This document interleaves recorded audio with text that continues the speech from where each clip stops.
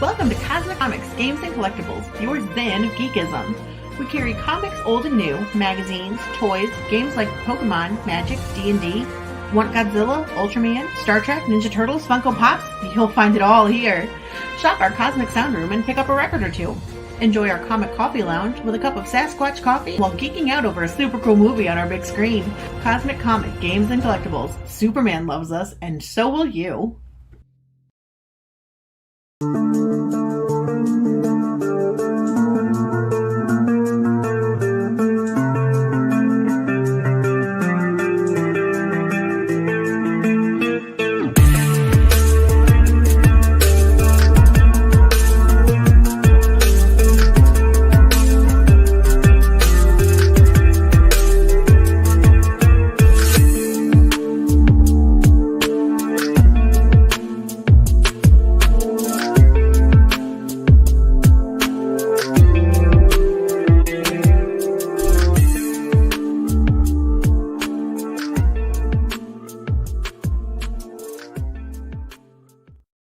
Hi everyone, Jason Hunt here, inviting you to join us every Saturday morning for news. The week's headlines in science fiction, fantasy, horror, comic books, video games, plus Comic-Con updates and the weather, and the occasional interview along the way. We call it Good Morning Multiverse. We hope you join us every Saturday morning at 11 a.m. Eastern, 10 Central, right here on Sci-Fi for Me TV.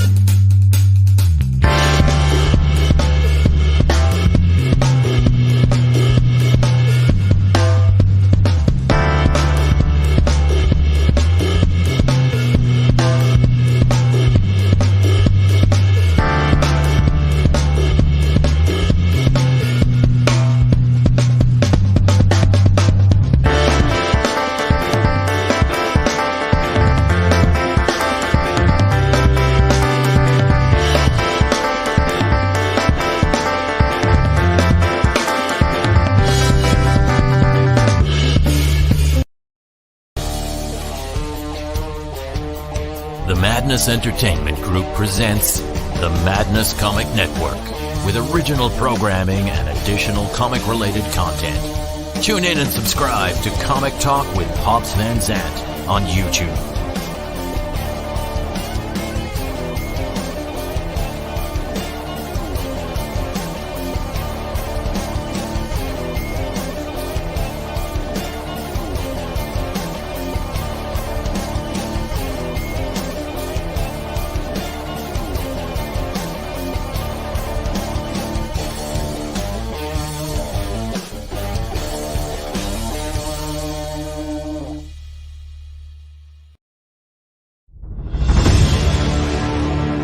America's southern border has become a war zone. Human traffickers, drug smugglers, and terrorists flow across the Rio Grande with impunity, secure in the knowledge that no one will stop them. A distant federal government lectures Americans on their privilege while punishing overworked Border Patrol agents who were helpless to stem the tidal wave of invaders and determined migrants. Second-generation Cuban-American Marcos Zamora is a military vet, more patriotic than most Americans. No longer able to ignore the chaos at his doorstep, he acts. Joined by his best friend Gus, they hit the border every night, saving lives while stopping violent drug cartels and other opportunists. The government reacts with fury at Marcos' attempts to preserve American sovereignty, deploying the full might of their enforcement agencies. But Marcos understands that the only thing the rich and powerful fear is bad publicity, and he records every encounter. Whoever he is, this private American must be stopped. Illustrated by Richard Bonk and written by Eisner winner Mike Barron, Private American is his version of Captain America, and maybe a little Punisher, taking part in this ongoing, violent, and very real battle of good versus evil in the war for American sovereignty. Grab your copy at theprivateamerican.com. We have a secure border, and that is a priority for our administration. So I'm like, what comic books are you reading? But that trick never worked. This time for sure.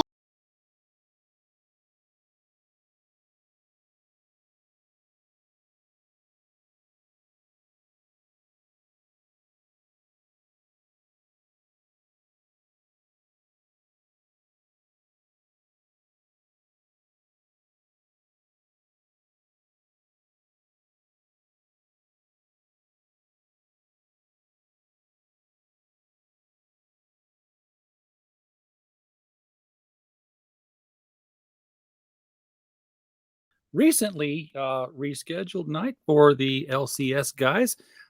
Michael Tierney is with us from Little Rock, Arkansas. Michael, how you doing tonight? Well, I'm doing great. How are you doing there, RJ? You know what? It's the evening. I'm doing a lot better now. Technically, I'm still working because I'm doing something for some auditors. It's an annual request they do, and it's a huge computer issue, which means it's stuff I ran every year, and it just takes forever. So I'll be watching circles go around probably till Sunday afternoon. Your eyes will be doing opposite circles. Yeah, it's. I talked with my director today. She's like, how you doing? I'm like, I feel like I'm doing nothing. She's like, no, you're doing stuff. We can see it. And I'm like, yeah, I know, but it's like I click the button and then I'm George Jetson. I'm like, I'm just waiting for the whistle to blow now. I want that flying car. Yeah, but remember, he'd fly into work and he'd like huff down into the chair and then he'd press the button, and that was his job. He came in to press the button. Oh, good. So I'm there. I'm the button presser. Yeah, it's been busy though with doing a lot of interviews with new comics creators. That's good. Still people, coming out and making books that I've never heard of before. So it's a never ending stream of new creators out there. There's the environment is ripe for the indie person. Yeah, I'll tell you what, the overall awareness of comics in the public is as best it's ever been. And, of course, that's a lot of thanks to do with the movies, but it's like right now they've got going on downtown Little Rock, sequential storytelling in Arkansas.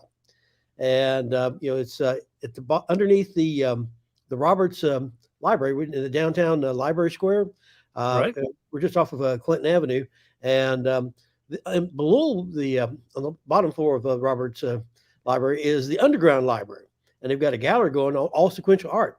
So my Wild Stars are represented down there. They've got a couple of different slideshows going. My Little Rocket Publications is represented. My Edgar Rice Burroughs Art Chronology is represented. So I'm all over the place there. And another thing that went on display, I've got artwork on display there that'll be going through about the middle of January. And another place I got something on display for, I'm not sure how long this will be, but I've got some of my Wild Stars art hanging up at, now this is going to be, I don't think anybody else has ever said this, in City Hall. In comic book art in City Hall. Hanging in City Hall, yeah. So how did that come about? What's the deal there? They always do rotating art. Ever since we remodeled the City Hall, did a big remodel on it just the last couple of years. That was another one of those projects that have been they'd had the money for it. The tax people have been taxed for like 9 years, I think, and they just never got around to it. Well, we got in there, new mayor, and got it done, got it remodeled. And so one of the things they did is said, okay, we're going to let the local residents display their artwork. And when they were like, hey, you've got the art display down there. Well, hey, yeah, we'll put up some of your artwork too. So I took him a nice piece. Cool. So you're in two places at once. Yeah, two different displays. Yeah.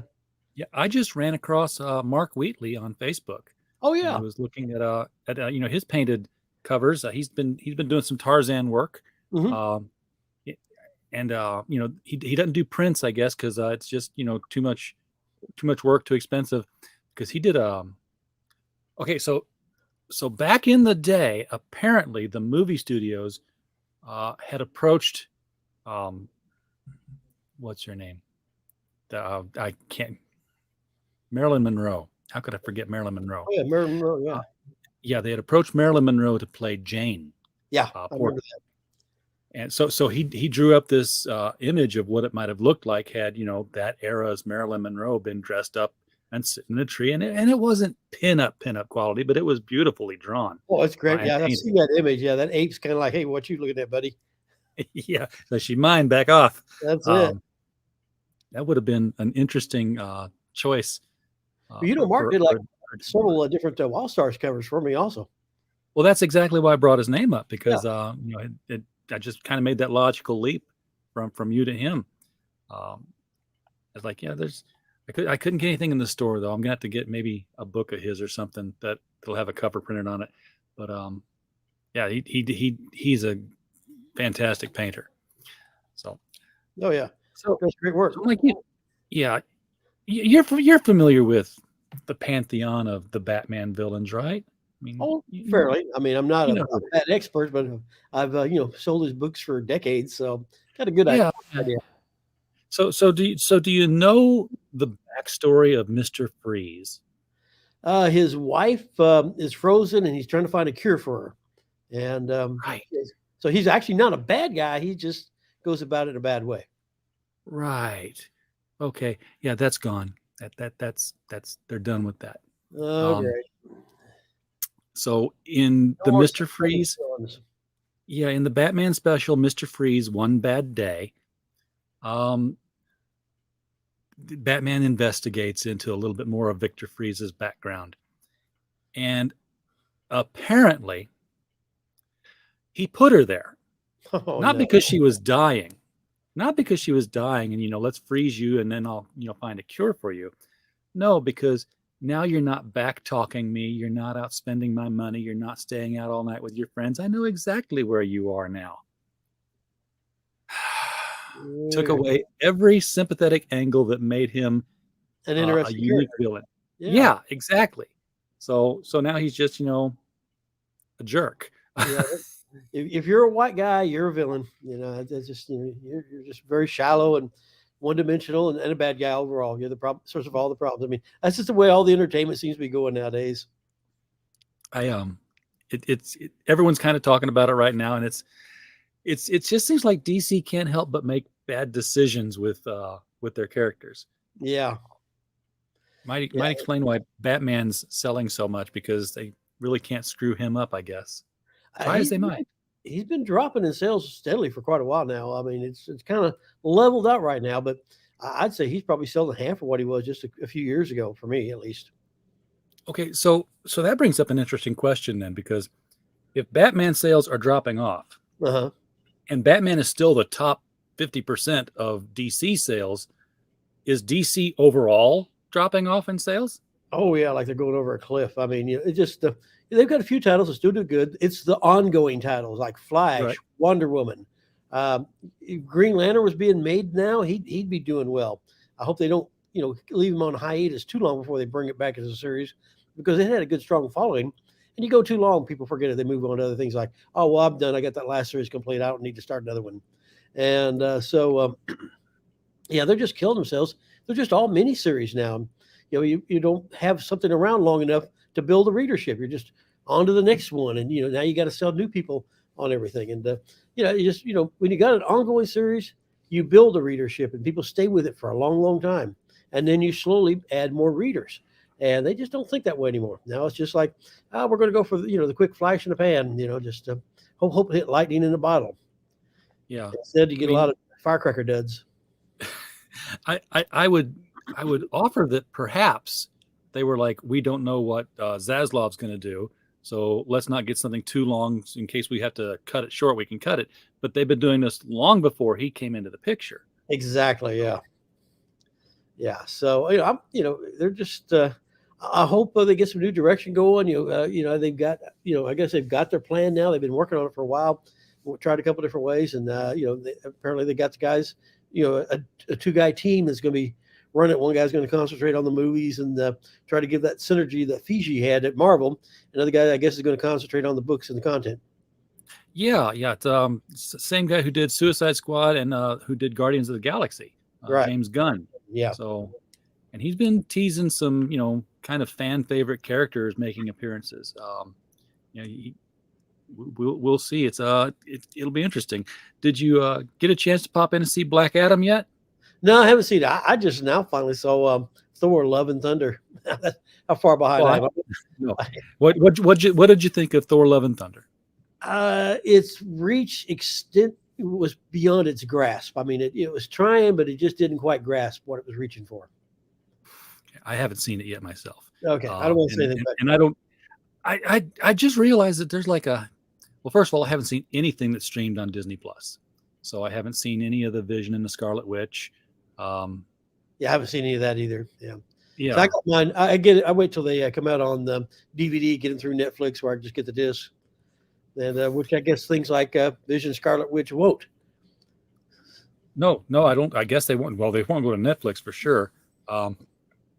They might go to DVD at some point. I would think. I can't imagine. So then I'll get Netflix because they have the streaming and they also have the disc. So usually that gets you just about everything. You know, you get what they got on their streaming, and if it's not on streaming, we'll just get the disc from them. Yeah, and I haven't seen She-Hulk, but I haven't seen things like Black Widow. I did. It was another one that just seemed like it was a rush job. It was okay. I mean, it had some good elements. Had the good Marvel formula, but it just, I don't know, it just wasn't quite as good as some of the stuff they've done in the past. This Phase 4 is just not hitting the target. Yeah, and I don't know. I'm still leery about where DC is going to go with their stuff, but I think it's going to be. I think they're going to wipe the whole board clean and just like, okay, here's where we're going. Forget all this other stuff we've said. They've got a Shazam movie, pretty much in the can, I guess. Mm-hmm. Flash is is ready to go. That's post production. My theory is that they're going to use Flash to sort of reset the whole universe, so they don't have to worry about everything that was done in the Snyderverse, which I loved. Don't worry. Don't get the Snyderverse fans after me. I liked his version of the Justice League more than the Justice League, the Joss Whedon one. But it was dark. Dark on his stuff though. One thing I liked about Josh was he had the humor in there, but Zack is just like the difference between a Zack Snyder DC movie and a Marvel movie. Marvel movies have scenes that happen in the daylight. Yes, they do. And you can have humor in the DC universe. You can have humor with Batman, but the humor is around Batman. Yeah, it's around him, not from him. They're gonna. Somebody's gonna say something near him, right? And he's just gonna glare him down. That's Batman in humor. But, I just that last Batman movie just completely missed with me. Oh, you didn't like the Batman, the one with Pattinson? It seemed to just wander on, and I don't know, just the faraway shots of him riding on a motorcycle with his cape flying behind him. It just didn't look right. It was a tad long. Yeah, we had it just didn't flow. A good movie, it'll get you and it'll just carry you. Doesn't ever go like, okay, well, now it's stop, reset, let's build it back up again. I just didn't care for that.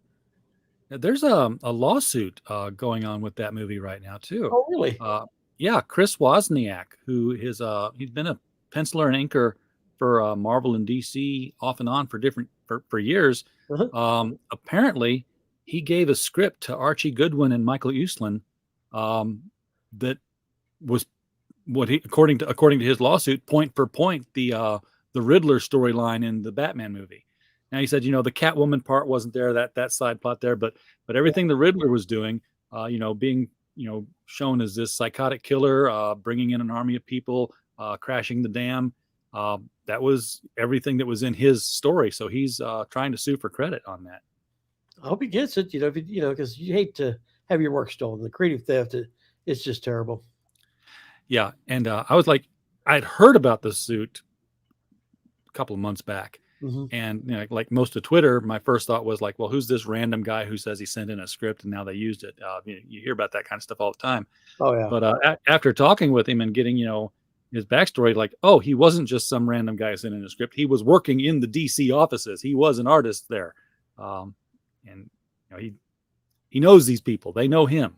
So hopefully there'll be a quick resolution on that. But yeah, DC is just really bad about not wanting to give people credit, like like creation of Superman, something like that. Yeah, the big stuff. But at the same time, I hear they're really good about paying royalties for the little stuff.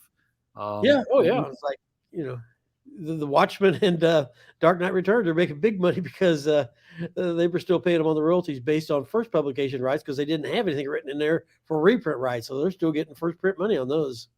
Yeah, and Ethan Van Sciver has shown he introduced Iron Heights Prison into the Flash, just the prison, That's all it is. And because they mentioned it in the Justice League movie, he had a $20,000 check. Nice. So, That's good. that's the kind of thing I want, but I don't know. It's you hear people get paid like that, and then you hear people who kind of say they're being ripped off. I just sit back and watch. Yeah. I'm sure there's they get hit from a lot of different directions that aren't legit. So it's just Sure. you have so many con men out there. Sometimes their reaction is to just rip everybody else off and say, well, we're not paying nobody, So Yeah, well, you remember several years back, the Harry Potter author J.K. Rowling was being, there was a claim out there that some lady said, hey, she's ripped off my my book series, and she had something kind of like Larry and Lily Potter and the magical something or other. Oh, the World of Muggles. She's like, there were too much similarities there. I don't think. Well, obviously it didn't go anywhere because J.K. is still sitting on top of a pile of cash. Yeah, she said, well, yeah, rejected by how many publishers? Yeah, that was. Yeah, so many publishers say, "We show us something new, show us something different." The first thing they'll say is like, "Wait a minute, this is different. This is something new. I don't know what it is." What they We mean have is, no idea how to sell this. Yeah, what they mean is show us a variation of something we know is already going to sell, and just tweak it a little bit so we can call it unique. Exactly. Mike Walters popped by to like and share the stream. Appreciate that. As always, getting more eyeballs on what we're talking about here. So the end of the year's coming, and Dark Crisis is kind of sunsetting now. Yeah. Thank goodness. Were you selling it? Was anybody asking for it? I had one guy who wanted it, and that half a dozen other people, maybe total, picked up on it. But only one guy said, "Okay, I want all the different crossovers," and that was it. One guy. Okay. What about that? What about Flashpoint Beyond? I'm curious how that was sold. Moderate followership, but just I don't know, never did do real strong there. So yeah, they didn't market that well because in my eyes, Flashpoint Beyond was the story that was telling how the DC universe was getting reset because it was actually happening in that book. Dark Crisis seemed to be like the outside layer of all of it. In fact, the fourth issue of Flashpoint Beyond, they're in the second issue of Dark Crisis, and Mr. Terrific's on a talk show stage explaining everything that happened beginning to end in Dark Crisis. Yeah, they're back in it. Like you just gave the store away right there. I think it's crazy. They'll forget, like, okay, this book's running late, so we can't tell about how it's going to end now. Exactly. But it's not running the show right, are they? No. But Jeff Johns was writing the Flashpoint Beyond one, and I like everything he does with DC because he's real good at picking up old plot threads and turning them into new stories. Yeah. And what he did here, okay, you remember when 52 was a thing? Unfortunately, that was a bomb of an idea. Weekly comic gives you no chance to build a readership because it's just one a week. Well, I'm trying to think which one it was. There were two weekly ones. There was the Countdown, and then there was 52. 52. And one of them had the whiteboard in it all the time from Rip Hunter's Time Lab, and it was always like clues were on there, and people were really talking a lot on the internet about what these clues meant and where the universe was going. There was a lot of fan interaction. Well, Rip Hunter is back in that story, the Flashpoint Beyond one. Okay. And in order to tell new, old stories, Jeff Johns has sent back 13 time anomaly people who have reintegrated into the history of the 1940s. So there's new Golden Age characters like the Red Lantern and the Harlequin Sun and the Golden Age Aquaman. So apparently that book has already released as a special too, called The 13. I'm interested in finding that. Did I read John's Aquaman New 52? I did. If I'm thinking of The Trench, that was one I was reading.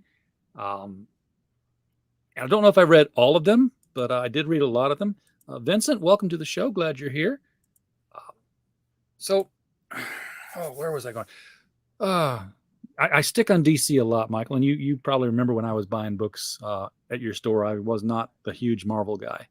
I Yeah, don't know. I you're grew kind up of a on DC. throwback.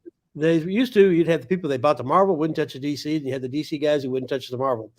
Now you see a lot more crossover, and a lot of that's to do with people following creators as they bounce from company to company. Yeah, and they do that a lot. Mhm.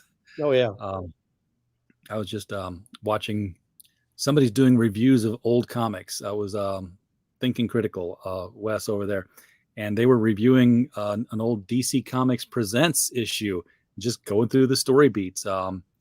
With it was a Superman and Firestorm crossover, and part of what they were talking about was how this was the time that Jerry Conway had come over from Marvel to DC and was bringing that Marvel storytelling with him, and pretty much took over the DC offices because he was writing just about every other title in yeah, the early '80s.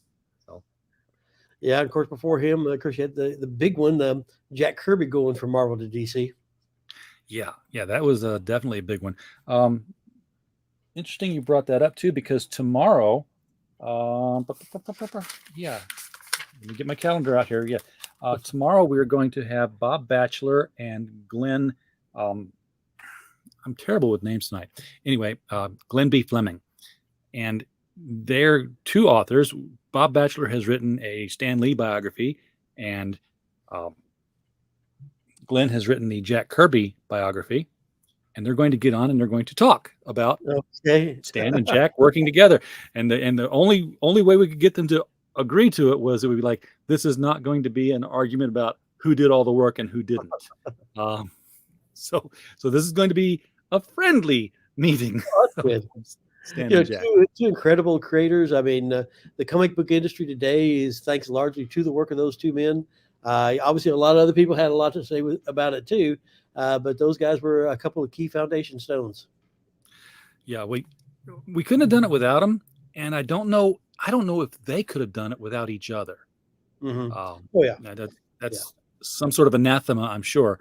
But mm-hmm. Comics has always been a collaborative business, and just because maybe one guy's a little bit more of a canny businessman than the other person, that was what because that's how Stan was making more money, was he was doing more jobs. Yeah, he was writer and then he was editor, and that's two checks. Yeah, well, in the 50s, when romance comics was the big seller in comic books, and Stan was just churning out those romances, and then Goodman's like, hey, we need to do more superheroes. Try to hire that Kirby and some of those guys over from DC. So you hire Jack. Say, hey, Jack, you're doing this book called Challengers of the Unknown. Let's do one of those for Marvel. Let's do it called the Fantastic Four, whatever. I forget how much. I'm sure he had a lot more input, especially the early issues, than he did maybe in the later ones. But so Jack goes and turns in Fantastic Four, and Stan writes it just like he was still writing his romance. Oh, does Betty like me? All this personal angst and this and that. Yeah. And everyone's like, wow, superheroes with angst. It's a whole new genre. And he was just still writing romance comics is what he was still doing. He was doing the same thing in Spider-Man with Steve Ditko drawing it. Betty like me, yeah. Yeah, exactly. I'm never going to get a date because I've always got to break these dates to go be Spider-Man and save people. I'll tell you what, it's interesting. Gwen Stacy's is a sweetheart, right?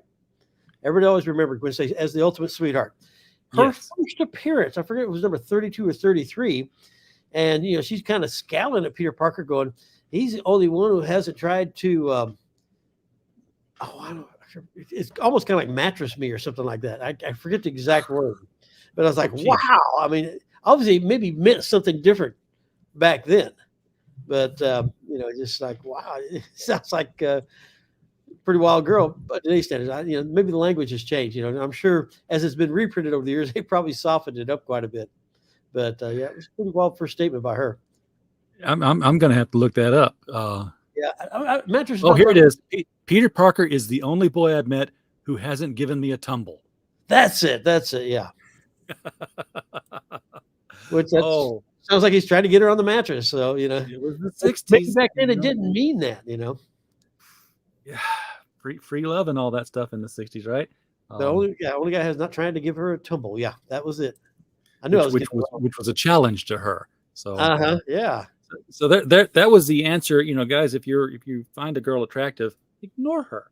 You just that was Then she'll come up and ask for a tumble. yeah. Then she'll come after you. Anyhow, at the end of the year coming up, DC is getting ready to launch its new. I don't know if it's a reboot or just like a refresh, or just get people interested again kind of thing. They're doing. They're starting with Lazarus Planet, but the overall event is going to be called Night with a K something, because they've only like shown the first half of the poster, and it kind of like fades into black as they're showing the bullet points of the storylines that are going to be going on. And it's going to start with Superman and then go to the other heroes. But it's Night and then T and an E. So everyone's like, oh, the event of 2023 is Night Terrors or something like that, which means it's going to be all Batman again, because because they're all got to be dark and got to have a crisis.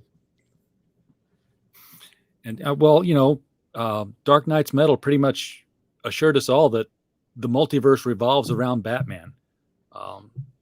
Yeah, I know. When all the creative people are sitting around in a room with DC Comics and say, "Okay, everybody, what kind of ideas we got for new stories?" And they're all Batman. Okay, any ideas without Batman? You can hear the crickets going. Yeah, in fact, somebody put a cover up of Warrior, the Guy Gardner Warrior comic, and had all these different characters on it in this sort of a bar brawl.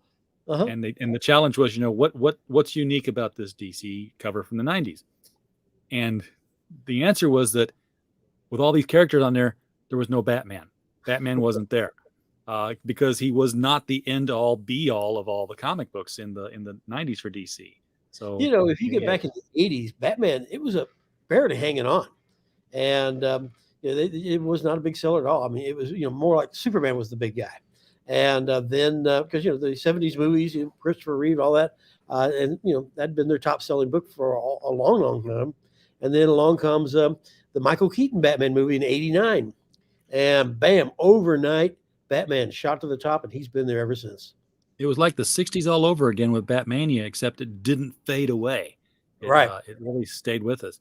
So, you know, give him credit for, you know, cultivating that kind of audience and really staying after it. And obviously, decades of effort and work to keep him at the forefront like they have. And there's a lot of good stories you can tell with the character. He's just not the universe.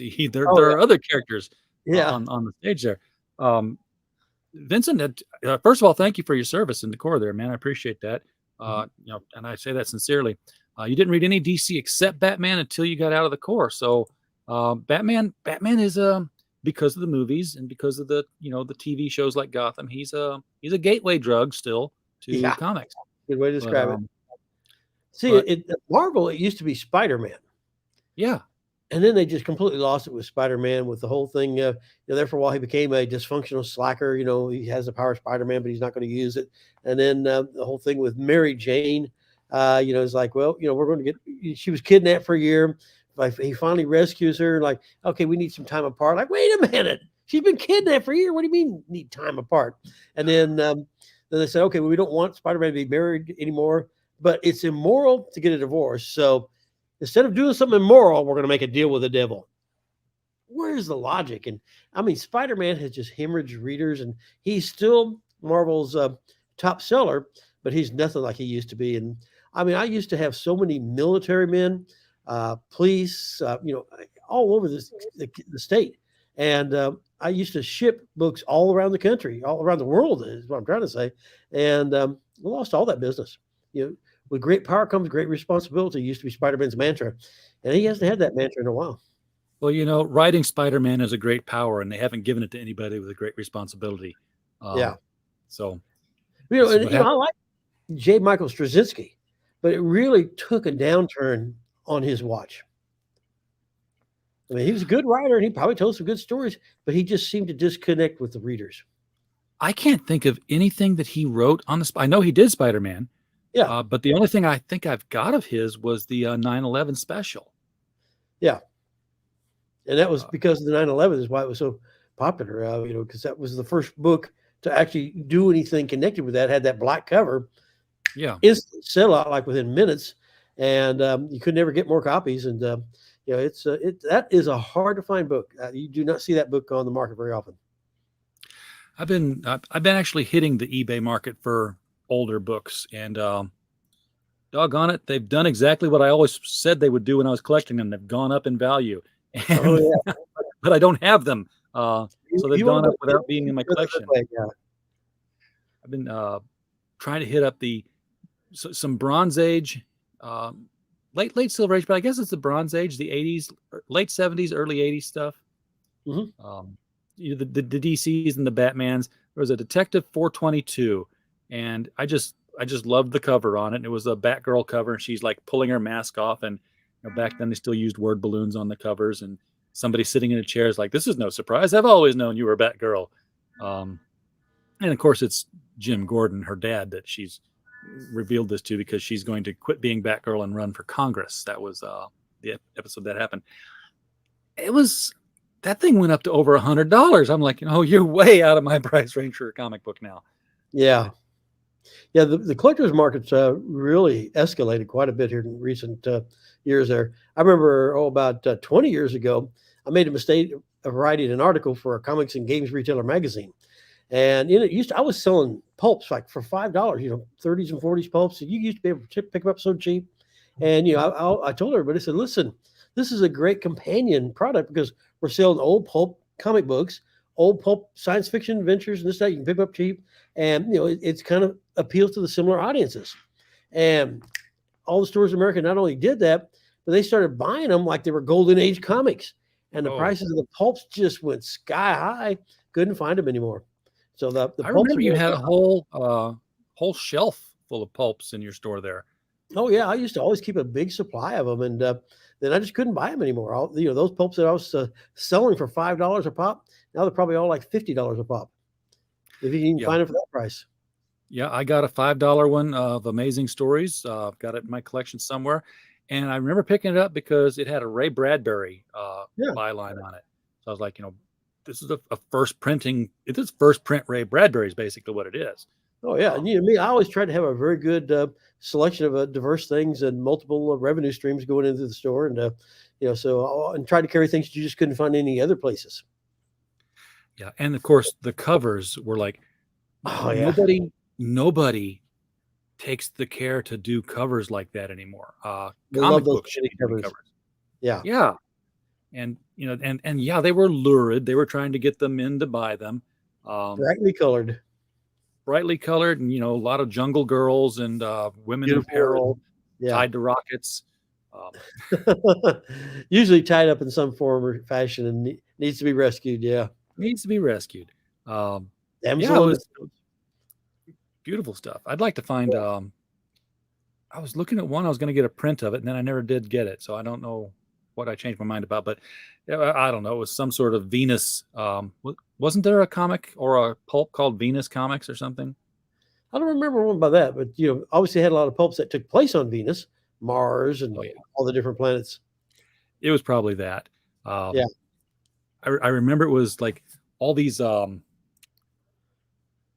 gelatinous kind of tentacle monsters. They were just all walking around, and it was like, as you approached the front of the cover, you turned this brick wall, and hiding behind the brick wall was this woman who had was holding one of the monster heads as a mask and was wearing the suit, but had it all the way unzipped down. It was off the shoulder. She was getting out of it or putting it on, one of the two. So she was hiding from the monsters by disguising herself as one of them. It was eye catching. They all were, though. Oh yeah, they were fun. And that's one thing that comics they've taken themselves so seriously. They're not quite as much fun as they used to be. Everybody's got a political axe to grind or this and that. Give us an adventure. How about a superhero smiles? Batman used to smile on the covers of the comic back then. Not always grim and dour. He did, yeah. No, around. I don't know if that would work anymore. He smiles just a little bit. There's an image I'm looking for now. I've forgotten about it until we just talked about being serious. It's I'm not going to find it easily. He's gotten married now. Wouldn't it be a good time to have an issue with Batman's in a good mood today? Hey, wait, Batman got married? He finally did it? Yeah, remember in that Batman Catwoman special? They kind of eloped. Yeah, but I Or thought they already that written was, it out of continuity. it was always out of continuity. That whole Batman Catwoman arc was out of continuity, because halfway through it, she was jumping over rooftops, 9 months pregnant. Yeah, that was everybody's reaction. Like, what? No. Yeah, no kidding. And so I don't think they're married. I have to double check now. It certainly didn't seem like she was married when I was reading the last Batman books I did. So Yeah, because so I what? always thought that they were doing with the Batman Catwoman was continuation of his run, Tom King that he did on the Batman, because he did up through 50. She stood him up at the altar, and then this was when he left the series, and the other guy took over, Tinian, I think, and then that this was going to continue and finish the story that he started in the Batman. That was always It my did, impression as a seller. but yeah, but they it was a continuation of his story, but they were like, we're going to let you continue this outside of the world because we don't like where you're taking it. Let's just completely confuse everybody. I sell them for a living. I don't know what's going on. Well, speaking of selling, what is selling these days? Well, Marvel's really kicking it. I mean, they're just stomping it right now because they're putting their titles out, monthly titles on a regular basis that have built the readership, keep the readership, and they're shipping them out. They're really doing a good job. A little bit worried about Random Penguin House, though. I mean, well, they first started out, it was a disaster, but they turned on a dime, started packing them a lot better, and have done a fantastic job. I got my shipment in for next week already, and wow! I mean, I've got a call into them like, "What do you guys want me to do with this extra?" Well, let's put it this way: I was supposed to get like previews copies. They sent me 10 times the quantity I was supposed to gotten. Ooh. I think a UPS guy had a hernia loading everything up on my front porch. I mean, I got a few 100 pounds of previews sitting around in my house. I was like, I figured out real fast what happened. I should have gotten 1 box. I got 10 boxes of these things. Fire starter. Yeah, I know. I was like, man, you guys, you're going to want these back, aren't you? And I'm waiting to hear back. Yeah, because nobody's really interested in back issues of Previews magazine. Yeah, but other parts of the country, I'm sure they need them for their customers, and they're like, "What do you mean you're out? Where'd they go?" Oh, I got them. They shipped them all to me. Well, you could just resell them to all the different people. I'm never going to find this picture, and I can't believe it's not that easy to find because everybody was talking about this on Twitter last week. But I guess there was an image, might have even been a cover image of Spider-Man, and he was fighting Captain America and Captain Marvel.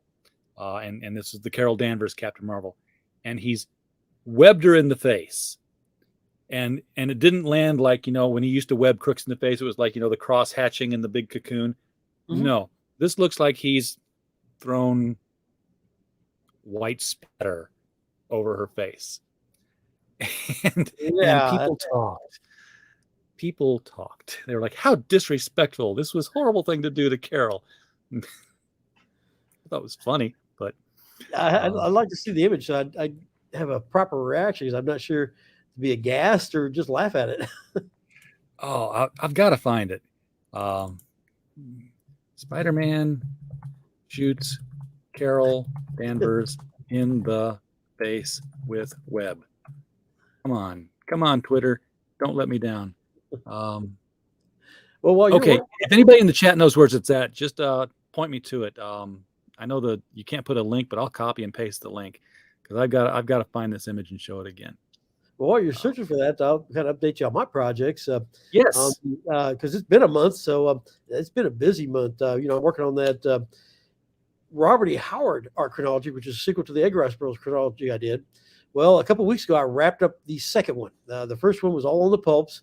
The second one was on the books. And my God, this guy was in so many books. I mean, if you count all, not just his books, but all the anthologies that he had a poem in or a short story in, I couldn't fit it all into one book. I got a 400-page limit, and I had like an extra 50 pages I needed. So I actually had about 50 pages left of room on the page count for my pulp. So I went ahead and just did all the prose anthologies and stuck that section in the back of one. So now one's about a 400-page book, and the two's a 400-page book. And Volume 3 is the one I'm working on right now. That's the first one on the comics, and I'm at page 373 right now. I'm going to finish it either tonight or tomorrow, and it's going to be, I'm hoping I can get it in under 400 pages. It's going to be tight, but I think I can fit it all in. And then, of course, then I'm going to try to do all the magazines and all his other characters. The volume 3 is just all the Conan comics. And then volume 4 is going to be all the other characters of Robert E. Howard and all the Conan magazines, treasury editions, all the other formats, and graphic novels. So that's going to be another tough one to fit 400 pages. But I mean, 2 weeks ago, I wrapped up on the weekend the volume 2 and the extra space of going into volume 1. And now 2 weeks later, I'm almost done with 3. It just tells you how the comics are just falling into place like a Rubik's snapping in the squares. Well, you've got everything written right now, I believe, right? You're just now it's just all formatting, which is not light work, but right. Well, another thing, she was just trying to fit everything together because, like, okay, what's the best way to arrange these, 16 variant covers to go with this one issue, and try to, keep it to flow. And of course, I'm giving you descriptions of everything, so it's a marriage of words and narrative with multiple images. It was a lot easier when it was just one cover and you talked about it.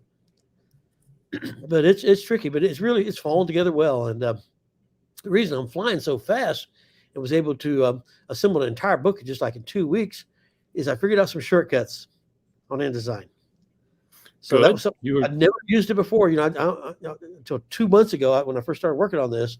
And, so it's I figured out one thing, and this was the big thing because, I'd already written this in another format. And, but on InDesign, I was always told, you can't, your formatting will not copy over. You got to go back in, anything italicized, all the format, you got to do it all over again. I figured a trick to be able to keep that. And that literally cut weeks of time off of this, the third one. It was, this is going to get me like a month or two ahead of my deadline of when to finish. So, boy, InDesign, I always heard it's tricky, it's tough, and but it's really a nice program once you know how to use it. But trying to know how to use it, yeah. But trying to get anybody to tell you how to use it is like, you can't. I don't know if anybody really knows how to use it. It's like anything. There's 6 different ways to do one thing. I'm getting close to finding the image. I know what book it was in now. It was actually in something called All Out Avengers. Okay, yeah. That's an Avengers spinoff. I don't remember seeing it, but it just maybe not registered. I don't get all the variants anymore. Used to, when I had my stores, I carried every variant there was. And this is not the best representation of it because it's going to be kind of choppy. So I can't see what issue number it is, but I'll share the share my image here. Now this is a thumbnail that somebody built for their video, and I'm going to have to take the panels off here. So this is, that's what happened, and and people got upset. Like bird in the world just flew over, and to try to think of something else, like, wow, somebody's been. Yeah, well, you got attractive woman, white fluid interface. That's Twitter goes where Twitter goes. For a year or something, I don't know. Yeah. Somebody, they knew what they were doing. That's not ever how Spider-Man's web fluid has landed in somebody's face. It's always around them like a spider web, and they're clawing at it. Whereas she's just like, what? A little asphyxiation problem there. Well, yeah, it would. Of course, it's not covering her nose and mouth. It's all just in her eyes. I've not read the book. I won't read the book because I don't read that many. I get all my stuff independent now. The comics, the art is so fantastic nowadays. It's the best it's ever been as far as the overall level. Guys who used to be top notch are just kind of average by the skills that you have at drawing the comics.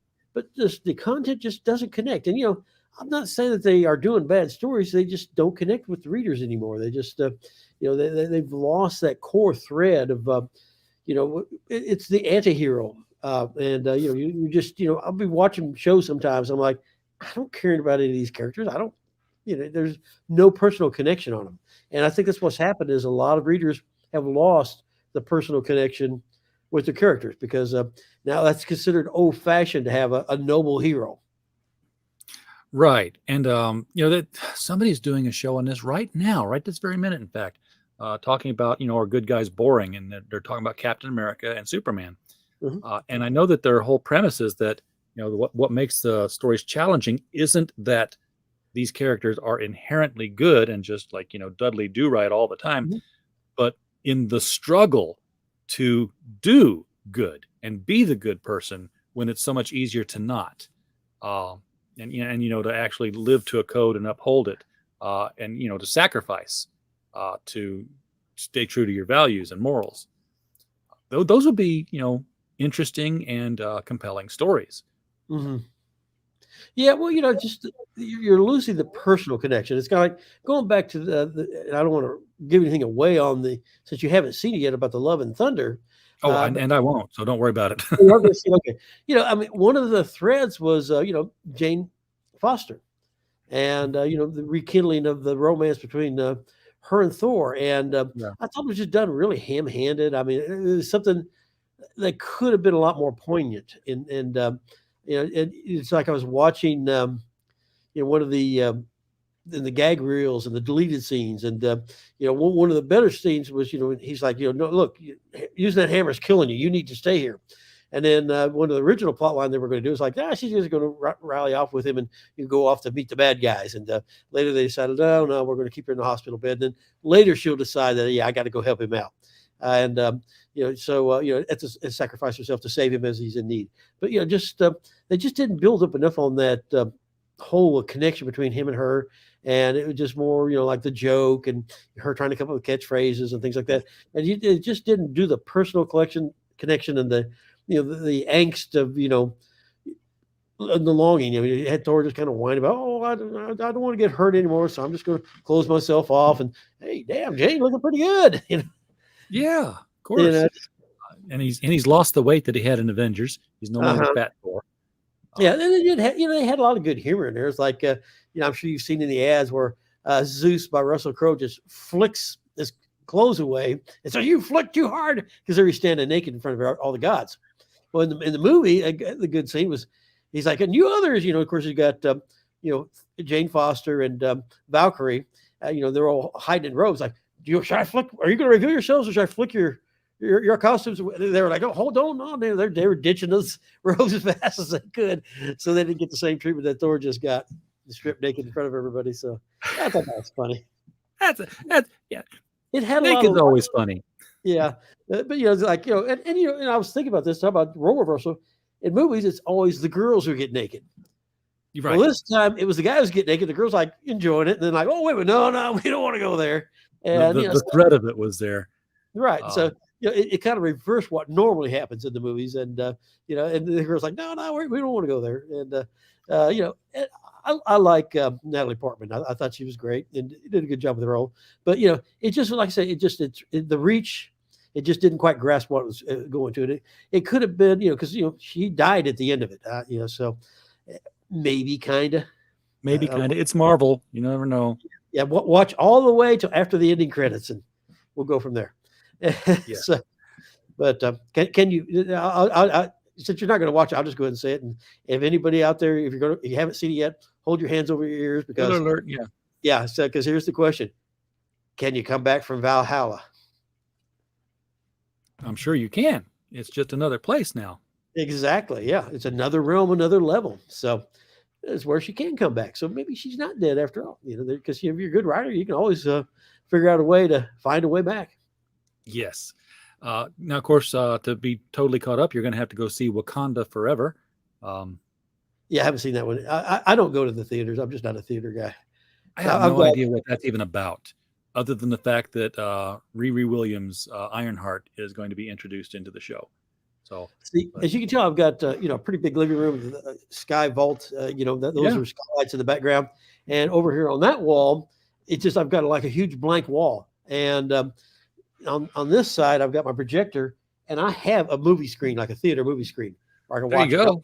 I've got like 13 speakers all around. You can see speakers back there in the back. I'm coming over to your place, man.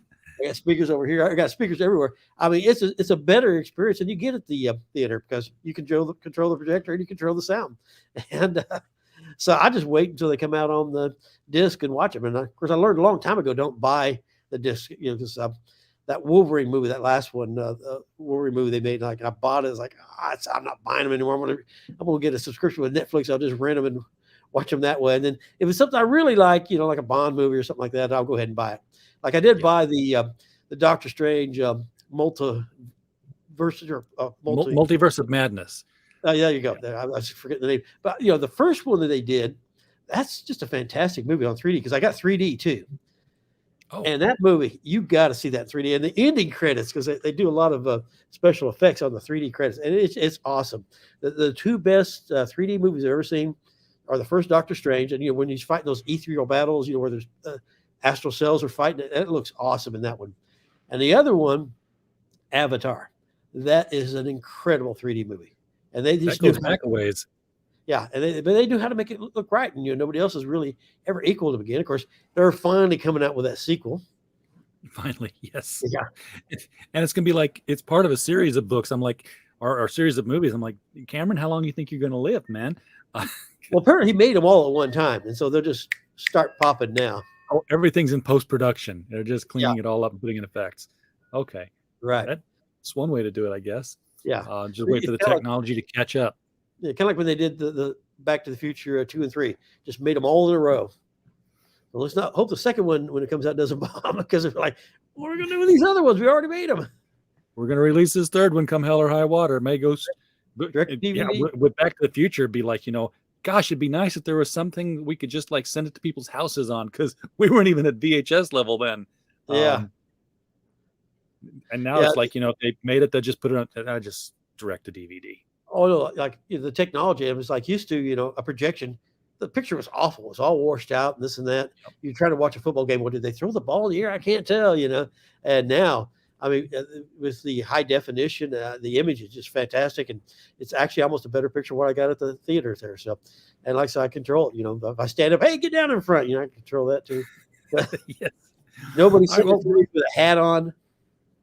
Oh, yeah. Nobody's going to sit in front of you. You can pause it and go to the bathroom. Make that guy's hamburger. You, kicking the back of your seat, popcorn hitting your head. Yeah, no more of that nonsense. You don't have to deal with that. The guy talking to the crying. Like that idea.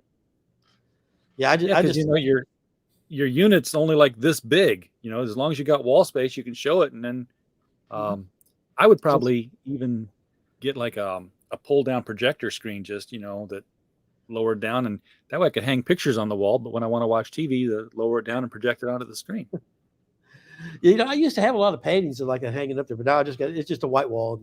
So yeah, it's I could paint it silver gray. I guess I could make it even better picture than it is, but the picture I've got right now, it's just how many lumens do you have on the projector is how good your picture is.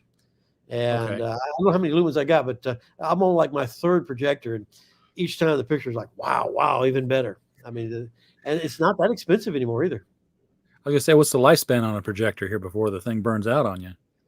I've usually got like up to 5 years, something like that. That's not bad. Yeah, not too bad. Well, reaching the top of the hour here, Michael. What are people ordering? I mean, because people are you have customers who order from mail order, and they're looking at the previews catalog. What are the things that we can predict future sales on here? It's just I'm trying to think of things that people are asking about, and it's just scattered all over the place. There's interest. Of course, if you're a Turtles fan, you're going to buy all the Turtles, even if it's the Mighty Morphin Power Rangers tying into them. That's getting ready to come out, and so all my Turtle guys have been like, "Hey, be sure to get me down on that." And so and that was my whole point about an ongoing series is fans are just true to it. I mean, if something I like, I'm going to stick with it and just keep it going. And it's trying to think of just anything new or anything that's just kind of taken off. I just can't think of anything right now that's just really like, hey, there's something new you need to pay attention to. I imagine it's harder now that you're not, behind a counter 8 hours a day and people walking in and out and talking about it. Yeah, and that was one thing too. Is I would talk to so many people, not just about comics, but about everything. And I had customers from every walk in life. And it's like when I first got into politics out here, I knew about things that were going on connected to the city, and people were like, "Are you just making that up?" And then later we find out, wow, you knew about that before anybody else did. And it just so the connections and the information you got was fantastic. And that was one of the most important things about, buying comics. Well, it wasn't about what I thought about the comics, what I liked. It was what were my customers talking about. And because, I'd look at the catalog, and if I'd look at something, hey, that looks really good. But, if I didn't have one customer express an interest, better pass on it, because, you got to have that connection there, and you got to get the people interested. And, and right now there's just so many avenues to do that with. And the preview thing is not a big a deal anymore. You get on the internet, you can get your word out. There's so many different ways to advertise a project. And you got to get people talking about it and get people interested in it, and find some way to get a connection going with the readers. Yeah, and that's it's hard to do if you're doing it independent. I know there's a lot of people who recently, Indiegogo is sort of a Kickstarter competitor. And Indiegogo and Kickstarter are good ways to get started. Yeah, but there's been some upsets on Indiegogo lately, and Indiegogo's been real quiet about it. They will not respond to any inquiries.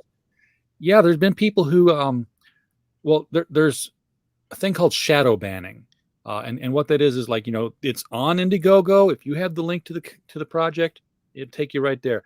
But if you just go to Indiegogo and say, and it's happening to Mike Barron right now with the Private American. If you go in and you type in Private American, it won't find it.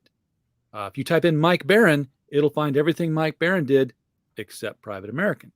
That's odd. And then it progressed. It got to where if you tried to Google Private American site Indiegogo.com, it wouldn't find it. Google was not able to crawl it because they made it uncrawlable.